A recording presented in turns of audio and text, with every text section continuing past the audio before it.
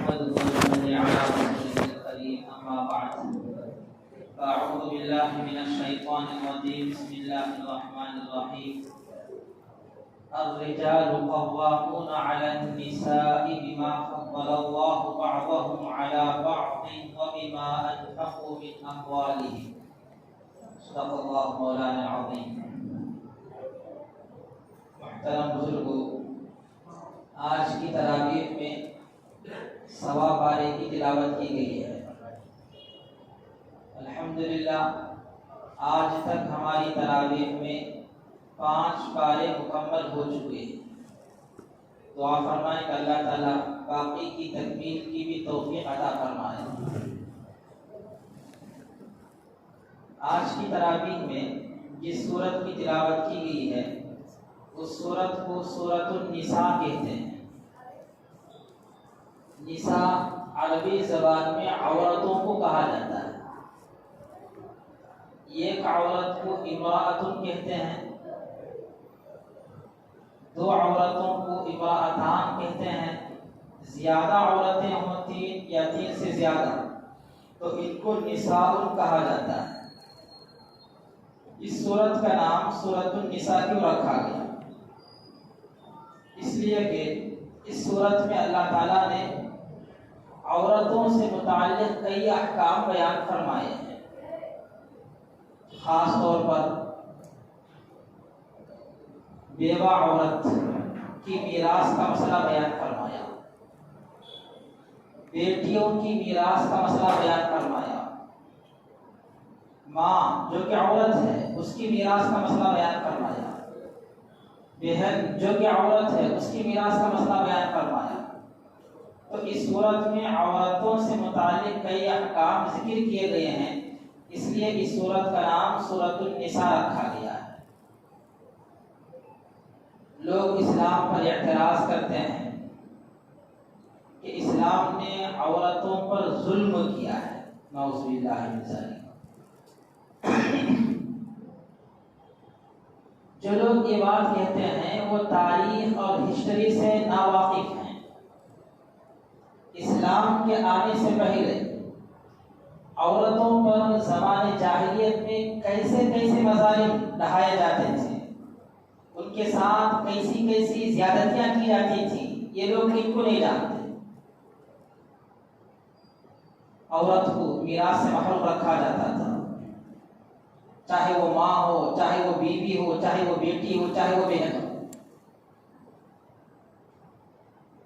عورت اگر ماہواری میں ناپاک ہو جائے تو اس کے ہاتھ کا کھانا نہیں کھاتے تھے. ان مخصوص دنوں میں عورتوں کے لیے خاص کمرہ بنا رہتا تھا. جیسے ہی وہ ڈیٹ شروع ہو جاتا عورت کو اس کمرے میں جانا پڑے گا. ہاتھ تک نہیں لگاتے تھے اس کا جھوٹا نہیں کھاتے نہیں پیتے تھے. یہ اجنبیانہ سلوک عورتوں کے ساتھ زمانے جاہلیت میں کیا جاتا تھا.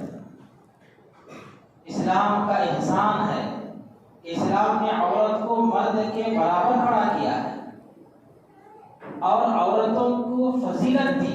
اس معنی کر کہ پورے قرآن کے اندر 114 صورتیں ہیں، لیکن 114 صورتوں میں عورتوں کے نام کی ایک صورت ہے سورۃ النساء، لیکن مردوں کے نام کی کوئی صورت نہیں ہے.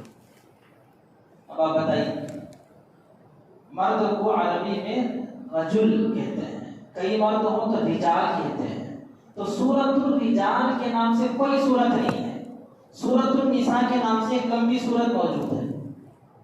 تو اسلام نے عورت کو فضیلت دی ہے، اسلام نے عورت کے حقوق کا تحفظ کیا ہے، عورت کو ایک اونچا مقام عطا کیا ہے اسلام نے. پھر اس صورت کے اندر اللہ تعالیٰ نے یتیم کے مال کے احکام بیان فرمائے، پھر میراث کے مسائل ذکر فرمائے. میں نے جس آیت کی تلاوت کی ہے اس آیت کی تفسیر میں آپ یہ بات سمجھ لیں. اللہ تعالیٰ نے فرمایا الرجال قوامون علی النساء، مرد عورتوں پر حاکم ہوتے ہیں. قوام کسی بھی نظام کو سنبھالنے والے کو قوام کہتے ہیں، کسی کام کو چلانے والے کو قوام کہتے ہیں. جسے ہمارے یہاں حاکم، امیر، سربراہ. تو الرجال قوامون علی النساء، مرد عورتوں پر حاکم ہیں. کیا مطلب؟ کسی بھی ملک کو چلانے کے لیے کسی قائد، کمانڈر، امیر اور رہبر کی ضرورت پڑتی ہے. تو اسی طرح گھر کا نظام چلانے کے لیے، جس کو ہم عائلی نظام کہتے ہیں اردو زبان میں، فیملی، تو عائلی نظام، گھر کا نظام چلانے کے لیے بھی کسی حاکم اور سربراہ کا ہونا ضروری ہے. فیملی میں کون کون ہوں گے؟ ایک تو مرد ہوتا ہے، اور ایک بیوی ہوتی ہے، اور ایک بچے ہوتے ہیں. اب آپ خود بتائیے، گھر کا نظام چلانے کا اختیار بچوں کو دیا جائے یا بیوی کو دیا جائے یا مرد کو دیا جائے؟ ہماری عقل خود کہتی ہے کہ گھر کا نظام چلانے کا اختیار مرد کو ملنا چاہیے. کیوں؟ قرآن میں اللہ تعالیٰ نے اس کی دو وجہ بیان کی ہے. پہلی وجہ بما فضل اللہ بعضهم علی بعض، اللہ تعالیٰ نے مردوں کو عورتوں پر فوقیت دی ہے، فضیلت عطا فرمائی ہے. چنانچہ مرد کی عقل کامل ہوتی ہے، عورت کی عقل ناقص ہوتی ہے. یہ بات حدیث سے بھی ثابت ہے. ہن ناقصات العقل، عورت کی عقل ناقص ہوتی ہے. اسی وجہ سے کسی کیس اور مقدمے میں عورت گواہی دے تو تنہا ایک عورت کی گواہی قابل قبول نہیں ہوتی. اس ایک عورت کے ساتھ ایک اور مذکرہ، یاد دلانے والی عورت اس کے ساتھ ہونا چاہیے. دو عورتیں مل کر ایک مرد کی گواہی کے قائم مقام ہو سکتی ہیں. تو عورتوں کی عقل ناقص ہوتی ہے، مردوں کی عقل کامل ہوتی ہے. عورتوں کی سمجھ کم ہوتی ہے، مردوں کی سمجھ زیادہ ہوتی ہے. اسی لیے اللہ تعالیٰ نے نبوت، امامت اور خلافت کا منصب مردوں کو عطا کیا ہے، عورتوں کو عطا نہیں کیا. کوئی عورت نبیہ نہیں بنی، امام نہیں بن سکتی عورت، اور کوئی عورت خلیفہ نہیں بن سکتی. اسی طرح جمعہ کو قائم کرنے کی ذمہ داری مردوں کی ہے، عورتوں کی نہیں ہے. عیدین کی جماعت قائم کرنے کی ذمہ داری مردوں کی ہے، عورتوں کی نہیں ہے. جہاد میں شریک ہو کر دشمنان اسلام سے لڑنے کی ذمہ داری مردوں کی، عورتوں کی نہیں ہے. یہ قدرتی طور پر اللہ تعالیٰ نے مردوں کو عورتوں پر فوقیت دی ہے، فضیلت دی ہے. اس فوقیت اور فضیلت کی وجہ سے اللہ نے مردوں کو عورتوں پر حاکم اور سربراہ بنایا ہے. نمبر 2، وَبِمَا أَنفَقُوا مِنْ أَمْوَالِهِمْ، مرد عورت پر حاکم اور سربراہ کیوں ہے؟ اس لیے ہے کہ مرد عورت پر اپنے مال میں سے خرچ کرتا ہے. چنانچہ عورت کو مرد مہر دیتا ہے. عورت کا نام و نفقہ روزینہ بولتے ہیں، اس کی روٹی کا انتظام کرتا ہے، اس کے کپڑے کا انتظام کرتا ہے، اس کے رہنے کے لیے مکان کا انتظام کرتا ہے. یہ سارے انتظامات مرد اپنے مال سے کرتا ہے. تو پھر عورت کو مرد کا ممنون ہونا چاہیے، مرد کا احسان ماننا چاہیے. تو ان دو وجہوں سے اللہ تعالیٰ نے مردوں کو عورتوں پر حاکم اور سربراہ مقرر فرمایا. آگے فرمایا فالصالحات قانتات حافظات للغیب. نیک خواتین کون ہیں؟ نیک عورت کون ہے؟ دو صفتیں جس عورت کے اندر پائی جائے وہ عورت نیک ہے. اللہ فرماتے ہیں فالصالحات، نیک خاتون، نیک عورتیں، قانتات، مرد کی حاکمیت کو، مرد کی سربراہی کو مانتے ہوئے مرد کی بات ماننے والی ہو، مرد کی اطاعت کرنے والی ہو، فرمانبرداری کرنے والی ہو.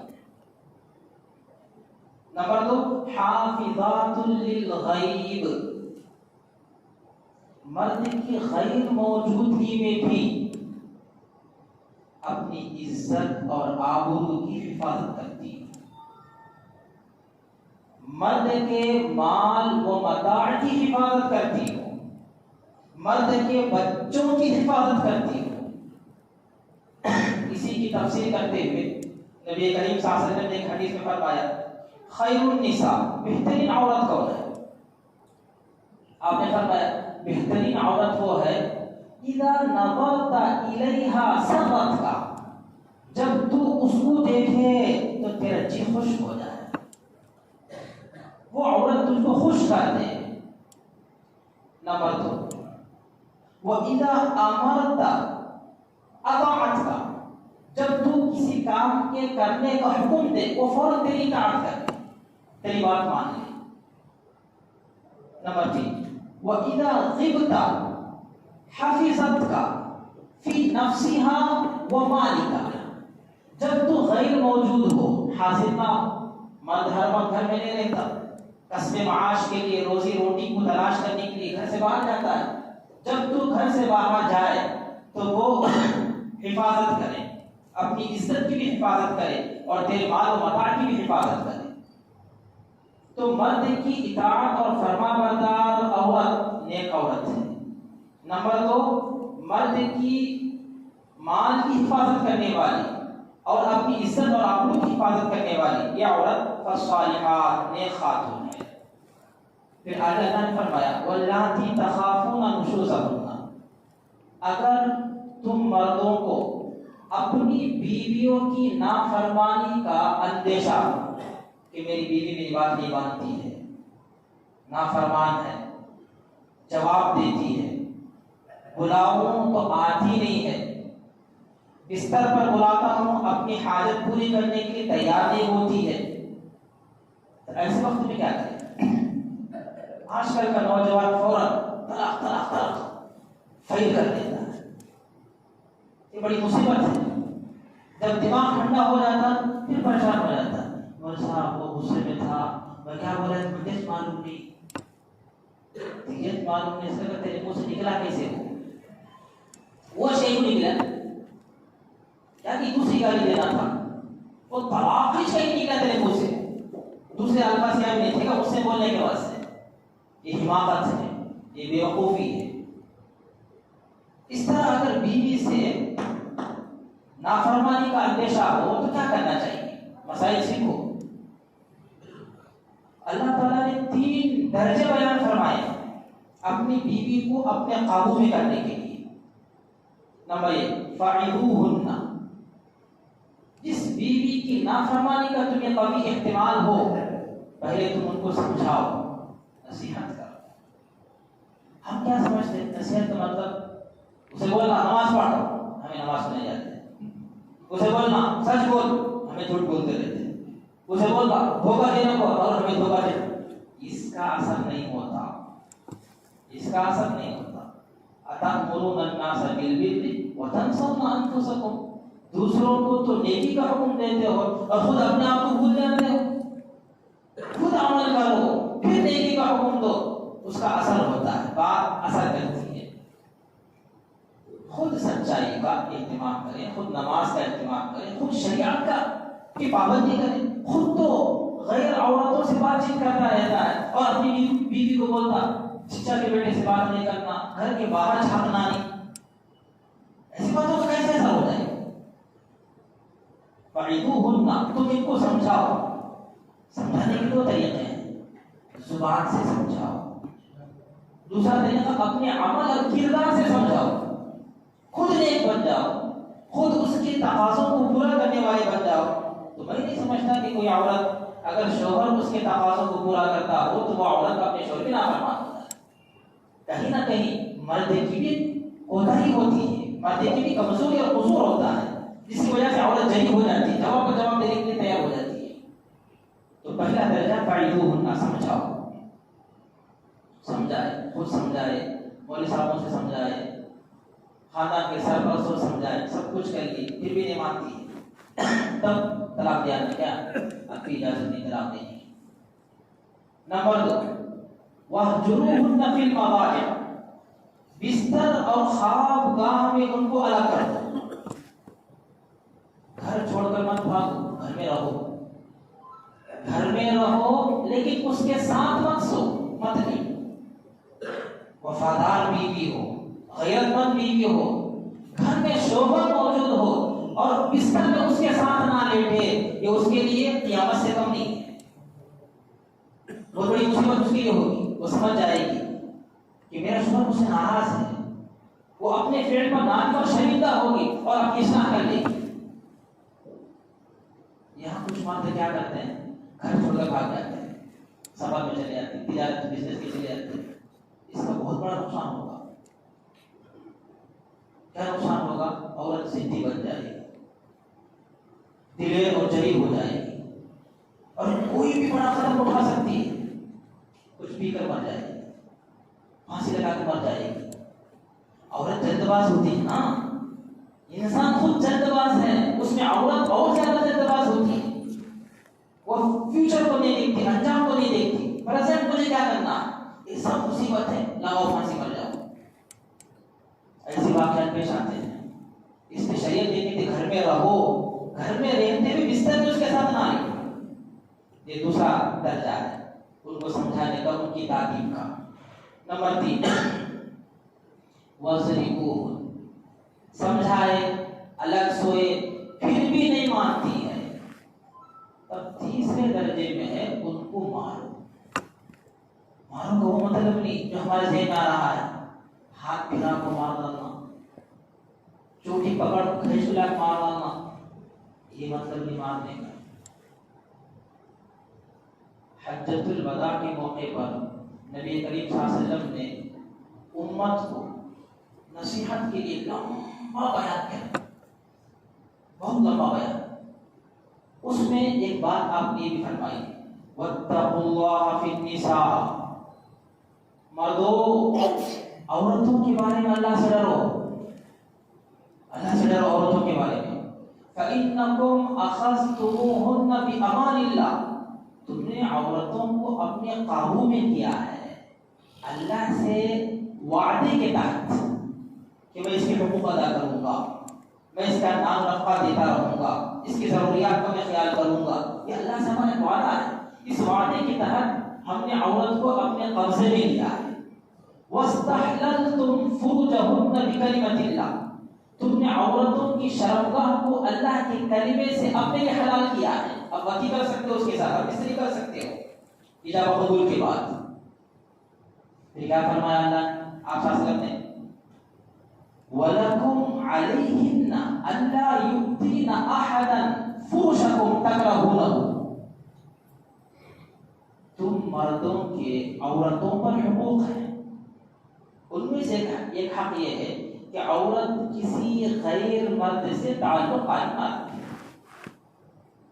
یہ مرد کا حق ہے عورت پر۔ اور عورت کے حقوق مرد پر کیا ہے؟ فرمایا وَلَهُنَّ عَلَيْكُمْ رِزْقُهُنَّ وَكِسْوَتُهُنَّ، تم مردوں پر عورتوں کے حقوق ہیں، نمبر 1 رزقهن، ان کے نان رکھنے کا انتظام کرنا، اور قسمتهن، ان کے کپڑوں کا انتظام کرنا۔ اس میں آپ نے فرمایا وَضْرِبُوهُنَّ ضَرْبًا غَيْرَ مُبَرَّحٍ، عورت کی نافرمانی کا اندیشہ ہو تو تیسرے درجے میں قرآن میں جو مارنے کا حکم دیا ہے اس سے مراد ہے ایسی مار مارو جس کا جسم پر نشان نہ پڑے، جسے ہمارے یہاں بولتے ہیں گول نہیں پڑنا، گول نہیں آنا، نشان۔ اور حدیث میں چہرے پر مارنے سے منع کیا گیا ہے، اور ہمارا ہاتھ اٹھتا ہی چہرے پر جاتا ہے فوراً۔ مارنے کا مطلب وہ نہیں ہڈی پسلی ٹوٹ جائے، ہاتھ پیر ٹوٹ جائے، اس میں مطلب نہیں، ایسی مار مارو جس سے جسم پر اثر بھی نہ پڑے، نشان بھی نہ پڑے۔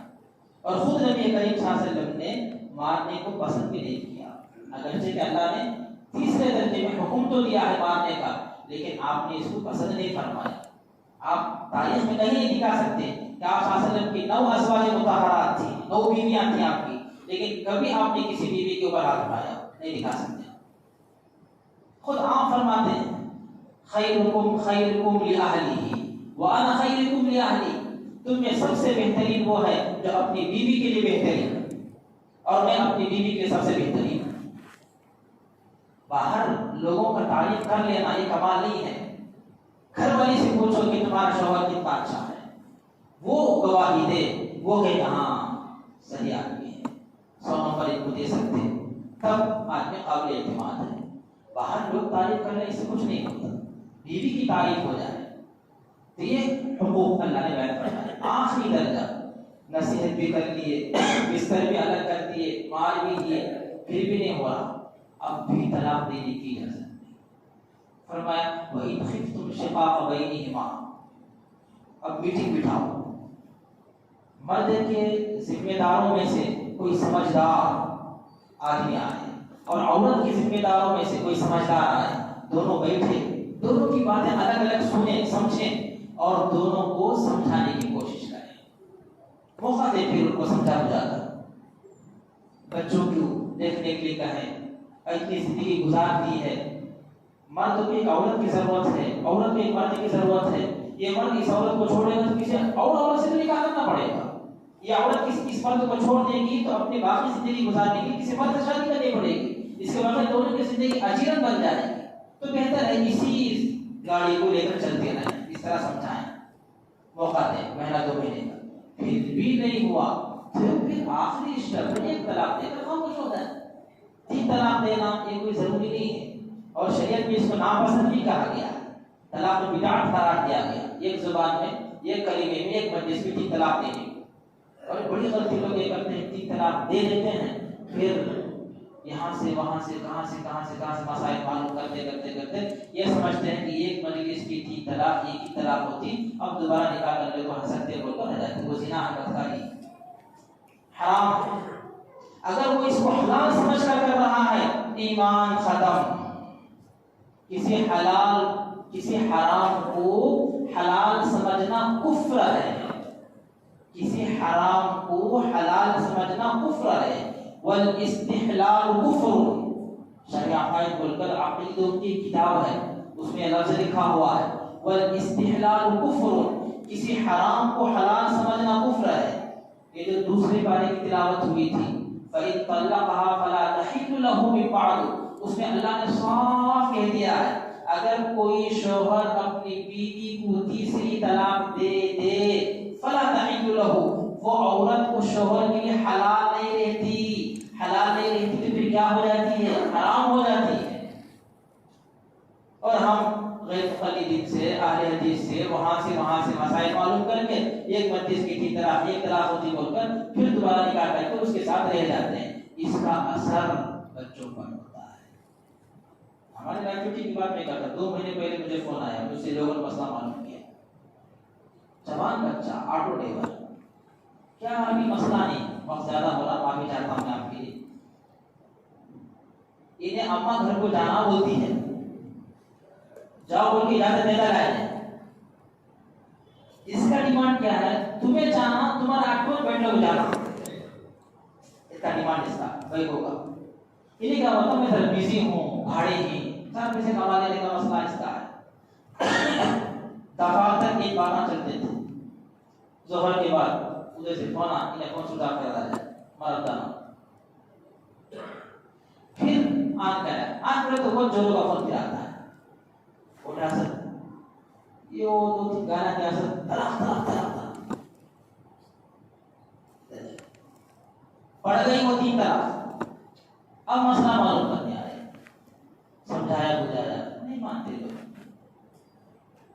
گلہ کاٹ کو آ کر پوچھتے ہیں کیسا کرنا ہے، اسے بول کر گلہ کاٹنے سے پہلے پوچھو کہ اس کو کیسے کاٹیں تو جان بچتی. تب ہم بولتے ہاتھ کاٹو، گلہ کاٹو، پاؤں کاٹو، گلہ کاٹو. اب لوگ کیا کرتے ہیں، گلہ کاٹنے کا آ جاتے ہیں، بولی صاحب آپریشن کر کو جوڑو، بولی صاحب وہ سا ڈاکٹر بھی نہیں. گلہ کاٹنے سے آدمی کو جوڑ کو آپریشن کرو، سیدھا کریا نہیں ہو سکتا ایسا. اس لیے آپ مسائل سمجھیں، اور اس طرح کے مسائل طلاق دینا بھی ہے تو مسئلہ معلوم کر کے دینا ہے. کب شریعت اجازت دیتی ہے، کس طریقے سے اجازت دیتی ہے. اللہ تعالیٰ سے دعا ہے کہ اللہ تعالیٰ ہم تمام کو قرآن کا صحیح فہم نصیب فرمائے. آمین ثم آمین. وآخر دعوانا الحمد للہ.